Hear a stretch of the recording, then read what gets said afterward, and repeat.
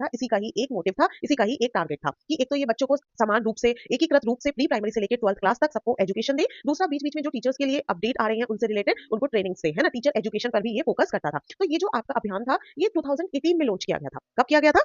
मैं लिख देती हूँ, वर्ष 2018 में इस अभियान को शुरू किया गया था और इस अभियान का क्या मोटिव था, ये मैं आपको बता चुकी हूँ, है ना? अब देखो, जो एजुकेशन है उसके उसमें बीच-बीच में बहुत सारे अलग-अलग अभियान चलाए जाते हैं, क्योंकि मेन क्या है, जो एजुकेशन वाला फील्ड है उसको इम्प्रूव करना है ना? उसको इम्प्रूव करना है कैसे-कैसे, जैसे सर्व शिक्षा अभियान था। सर्व शिक्षा अभियान में भी अलग-अलग तरह का उसका मोटिव था, उसे स्टार्ट किया गया था। एक और मैं इंपॉर्टेंट बात समग्र शिक्षा अभियान से रिलेटेड आपको बताऊँगी, इसका एक मुख्य उद्देश्य गुणवत्तापूर्ण शिक्षा भी था। यानी कि जो आपकी शिक्षा बच्चों को दी जा रही है, एजुकेशन दी जा रही है, उसमें गुणवत्ता होनी चाहिए, यानी कि क्वालिटी होनी चाहिए। क्वालिटी एजुकेशन पर भी ये जो अभियान था फोकस करता था। इसमें सारा, चाहे प्रारंभिक स्तर में जो भी बच्चे का प्राइमरी लेवल का एजुकेशन है वो अच्छा होना चाहिए, क्योंकि देखिए, जहां आपका किसी भी बच्चे का अगर बेस अच्छा है तो उसकी एजुकेशन आगे तक की अच्छी रहेगी। इसने बालिकाओं की शिक्षा पर भी बढ़ावा दिया था और एक हमारे जो CWSN छात्र हैं, यानी कि विशेष आवश्यकता वाले जो छात्र हैं, उनके लिए भी स्पेशल प्रोविजंस बनाए थे, कुछ छात्रवृत्ति से रिलेटेड बनाए गए थे। बाकी ये टीचर्स की जितनी भी मैं ऑलरेडी बता चुकी हूँ, जितनी भी ट्रेनिंग्स हैं, जितने भी प्रशिक्षण है, चाहे वो SCRT के द्वारा हो या फिर डाइट के द्वारा दिए जाते हो, वो सारा इसी अभियान का मोटिव था। इसी अभियान के थ्रू ही ये सारे शिक्षण प्रशिक्षण दिए जाते हैं। ठीक है, तो अगर आपसे मोटिव पूछा जाता है तो आप उसका मोटिव भी बता सकते हैं, और अगर वर्ष पूछा जाता है तो 2018 में इस अभियान को शुरू किया गया था।